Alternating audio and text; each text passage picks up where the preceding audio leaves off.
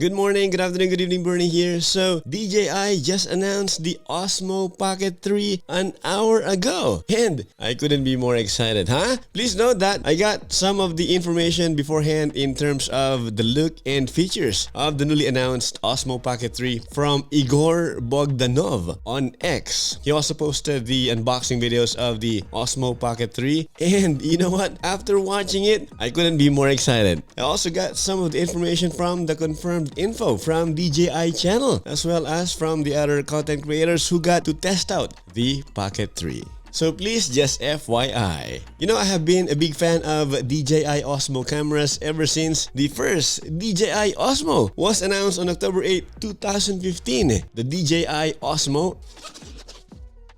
Look at this. I have used this extensively before, but I replaced this because of this one.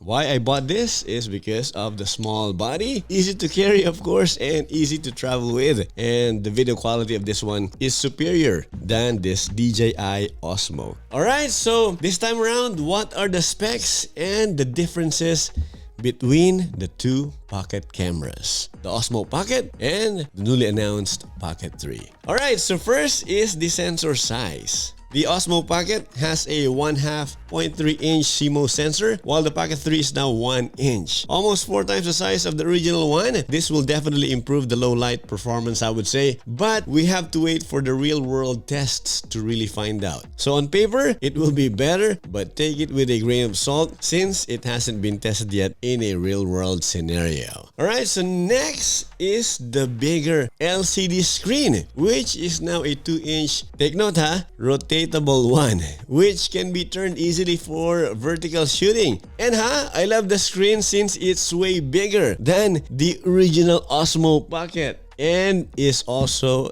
a dual purpose one.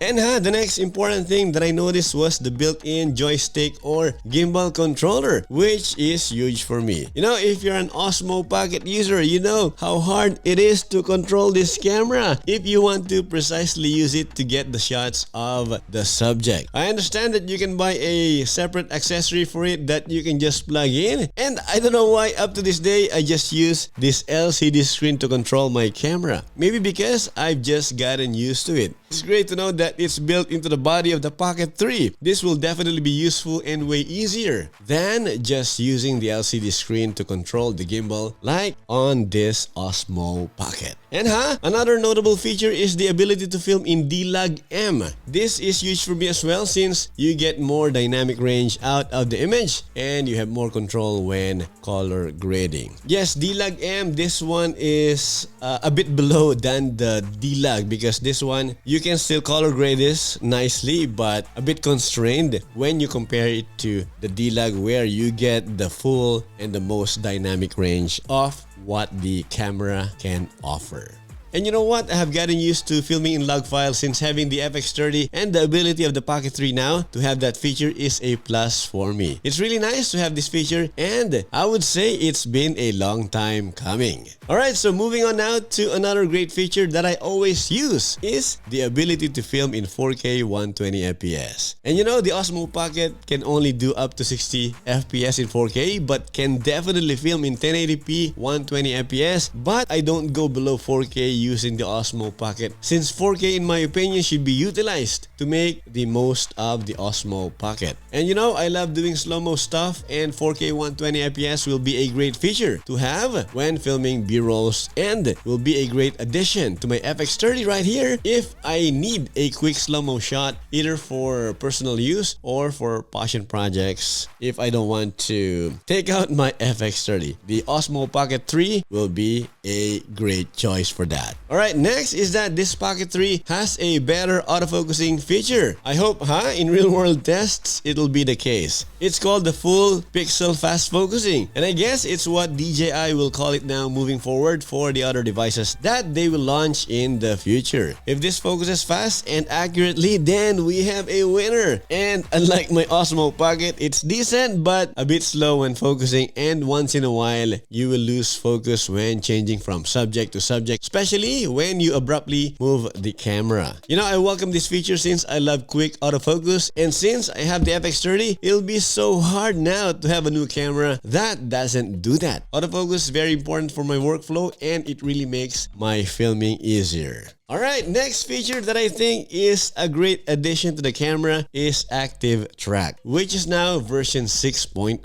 And you know, the Osmo Pocket has Active Track as well and Face Track too. They're okay, but sometimes lose the subject as well when moving. The 6.0 Active Track version will be helpful if you want the camera to move by following you. You know, just place the Pocket 3 on a tripod and then set Active Track and you are good to go. You know, if this is faster and more accurate than what the Osmo Pocket can do, then it will definitely be a great feature that I will utilize to make filming easier. Alright, finally, it can now do 10-bit, which is great. I love using 10-bit and I no longer film in 8-bit since having the GH6 and the FX30. It's 10-bit all the way for me for better dynamic range and great image quality overall, resulting in lifelike colors and better skin tones. You know, I'm looking forward to this feature that will match both my GH6 and the FX30. Alright, so in conclusion, I really think that this is the best Osmo Pocket camera yet. And I am so glad that I waited. You know, it has almost all of the features that I need. The larger 1-inch CMOS sensor, the Lag-M, and 4K 120fps alone make this camera totally worth it in my opinion. But again, and as I always say in my videos, I still have to see real-world tests to find out what the Osmo Pocket 3 can really do.